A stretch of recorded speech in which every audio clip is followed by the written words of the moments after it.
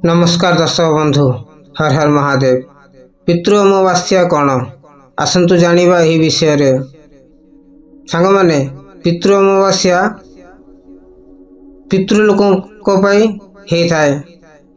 जानिथिबे घरे जदि पितृलोक अशांत जदि हिथिबो ताले से घर सबुबले अशांति रे चली थाए।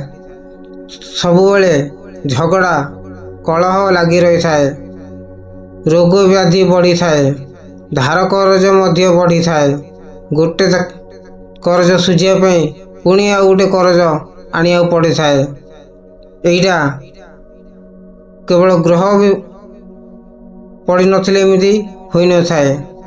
यह गोटे पितृ दोषर लक्षण। ताकू पितृ दोषरु आपण केमिति मुक्ति पाइबे आसंतु जानिबा एही विषय रे। वीडियो को शेष पर्यंत निहाती देखिबे। एही वीडियो रे मु आपण को गोटी गोटी करी सबू नियम कहबी। पितृ अमावास्या केमिति बाहर करिवे, ताको केमिति पालन करिवे, पितृ दोषरु ग्रह दोषरु केमिति मुक्ति पाइबे। सांग माने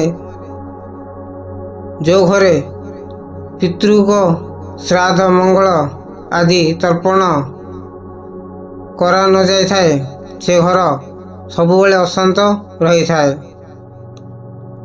देखिथिबे आपण माने बहुत घरे सबुबले झगड़ा कलह अशांति लगी रही थाए।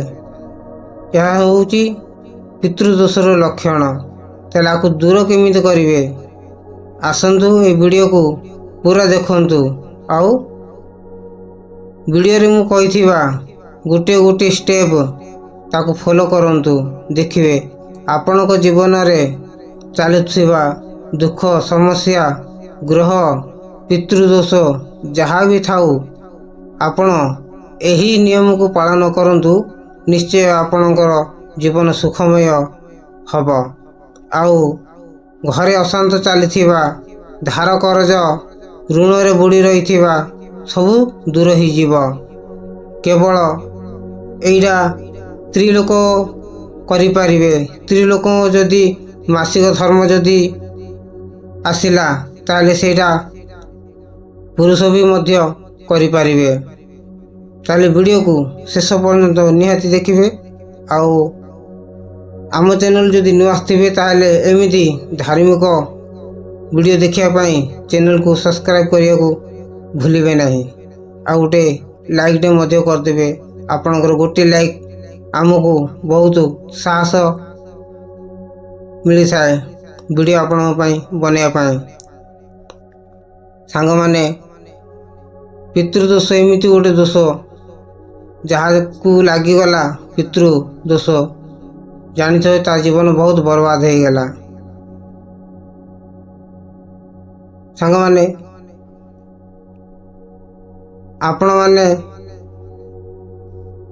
देखिथिबे जानी भी मध्य थिबे जदि आपण केते दिय देवता पूजा करुना कहीं जे पर्यंत पितृ लोक अशांत ताहले आपण 33 कोटी देवी देवता पूजा कले मध्य आपण फल पाइबे नहीं। सर्वप्रथम होउचंती घर पितृदेवता। जो घरे पितृदेवता शांत होई थाए से घरे घर इष्ट देवी किंबा इष्ट देवता लक्ष्मी वास करे थांती। थरे जदि पितृ लोक नाराज हो गले किंबा दुख हो गले कि अशांत हेले ताहले धीरे धीरे देखिबे से घर बुड़ीबार लागिब। सांग माने पितृदोष जहाँ को लगी थाए सेही मनुष्य केबे भी आगु को बढ़ी पारे नहीं। सबुबले तले ही से पड़ी रही थाए। से घरे नाना प्रकार नेगेटिव बास करवा आरंभ कर दिए। कहीं ना जे पर्यंत पितृलोक घर ଅଶାନ୍ତ ଥିବ ତାହେଲେ ସେ ଘରେ ଯେକୌଣସି ନେଗେଟିଭ ଜିନିଷ ସେ ଘରେ ପ୍ରବେଶ କରି ବସ ବାନ୍ଧି ରହିବେ। ଯଦି ଆପଣମାନେ ଠିକ୍ ସମୟରେ ତାଙ୍କର ଶ୍ରାଦ୍ଧ ମଙ୍ଗଳ ପିତୃ ଅମାବାସ୍ୟା ଯଦି ବାହାର କରି ତାଙ୍କୁ ଯଦି ମନେ ପକାଇ ଆପଣ ତାଙ୍କର ପାଳନ କରୁଛନ୍ତି ତାହେଲେ ଆପଣଙ୍କର ପିତୃଲୋକ ଶାନ୍ତ ରହିବେ। ଆଉ ଘରକୁ ମା ଲକ୍ଷ୍ମୀ ନିଜର ଇଷ୍ଟ ଦେବୀ ଇଷ୍ଟ ଦେବତା ଘରେ ଆସି ବାସ ହୋଇ ରହିବେ। କୌଣସି ଦୁଷ୍ଟ ଶକ୍ତି ସେ ଘରେ ପ୍ରବେଶ କରିପାରିବେ ନାହିଁ। ଯେପର୍ଯ୍ୟନ୍ତ ପିତୃଲୋକ ଶାନ୍ତି ଅଛନ୍ତି ସେ ଘରେ କୌଣସି ଦୁଷ୍ଟ ଆତ୍ମାକୁ ପ୍ରବେଶ କରିବାକୁ ସେମାନେ ଦେବେ ନାହିଁ। ଯଦି ଘରର ଇଷ୍ଟ ଦେବୀ କି ଇଷ୍ଟ ଦେବତା ଯଦି ଅଶାନ୍ତ ହୋଇଯାଇଛନ୍ତି ତାହେଲେ ପିତୃଲୋକ ହିଁ ତାଙ୍କୁ ମନେକି ଆଣି ଘରେ ରଖିଥାନ୍ତି। ଗୋଟେ ଅଦୃଶ୍ୟ ଶକ୍ତି ଆଉ ଗୋଟେ ଅଦୃଶ୍ୟ ଶକ୍ତିକୁ ହିଁ ଦେଖିପାରିବେ। ଆପଣ ଭଳି କି ମୋ ଭଳି ଲୋକ କୌଣସି ଅଦୃଶ୍ୟ ଶକ୍ତିକୁ ଭୂତ ପ୍ରେତ କିମ୍ବା ଦେବୀ ଦେବତାକୁ ଆମେ ଦେଖିପାରିବା ନାହିଁ। କେବଳ ଗୋଟେ ଆତ୍ମା ଆଉ ଗୋଟେ ଶକ୍ତିକୁ ଦେଖିପାରିବ। ସେହିପରି ଆପଣମାନେ ଏହି ଉପାୟକୁ ନିଶ୍ଚୟ କରନ୍ତୁ। ଦେଖିବେ ଆପଣଙ୍କର ଜୀବନ ସୁଖମୟ ହେବ। ଭଗବାନଙ୍କର ଆଶୀର୍ବାଦ ମଧ୍ୟ ଆପଣଙ୍କୁ ମିଳିବ। ତ ଚାଲ ମୁଁ କହୁଛି ଗୋଟେ ଗୋଟେ ନିୟମ। ଯେମିତି ଆପଣମାନେ ପିତୃପକ୍ଷ ଆସିଲେ ଯେମିତି ଶ୍ରାଦ୍ଧ ମଙ୍ଗଳ କରୁଛନ୍ତି ସେମିତି ଦେଖିବେ ଅମାବାସ୍ୟା କେବେ ଆସୁଛି ତା ପୂର୍ବରୁ ଆପଣଙ୍କୁ ଘର ଦ୍ୱାର ସବୁ ଲିପାପୋଛା କରିନେବେ। ତାପରେ ସକାଳେ ଆପଣଙ୍କର ଶ୍ରାଦ୍ଧ ମଙ୍ଗଳରେ ଯେମିତି ନାନା ପ୍ରକାର ଖାଦ୍ୟ ବନାଉଛନ୍ତି ଡାଲି ଭାତ କ୍ଷୀରି ସେମିତି ଆପଣ ଭୋଜନ ପ୍ରସ୍ତୁତ କରିବେ। ଭୋଜନ ପ୍ରସ୍ତୁତ ହୋଇସାରିଲା ପରେ ବାହାରେ ଗୋଟେ ଅଗଣାରେ ନାଲି ରଙ୍ଗର ଗେରୁ ଆସୁଥାଏ। ସେହି ଗେରୁରେ ଆପଣ ଲିପିବେ। ଲିପିକିରି ସ୍ତ୍ରୀ ଲୋକ ସେହି ପୂଜା ସାମଗ୍ରୀ କି ସେଠାକୁ ଧରି ଯିବେ। ଯାଇକିରି ନିଜର ଚଉରା ପାଖରେ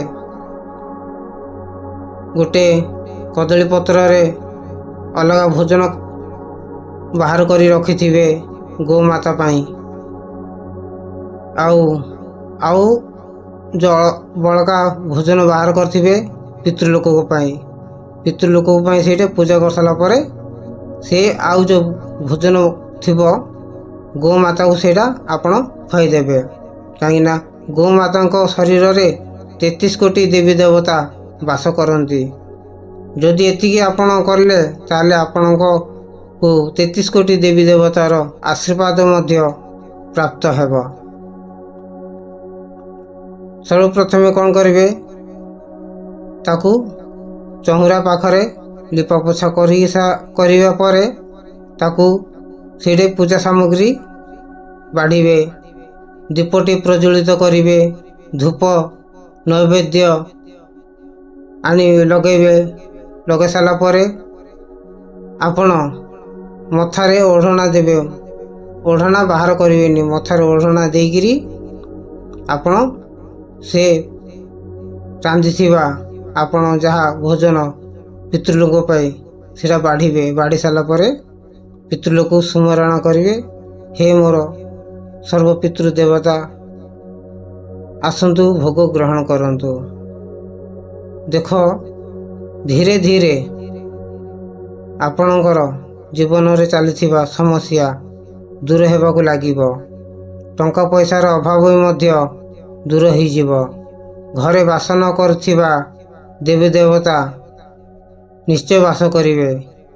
ଆପଣ ଯାହା ଚାହିଁବେ ତାହା ପାଇବେ।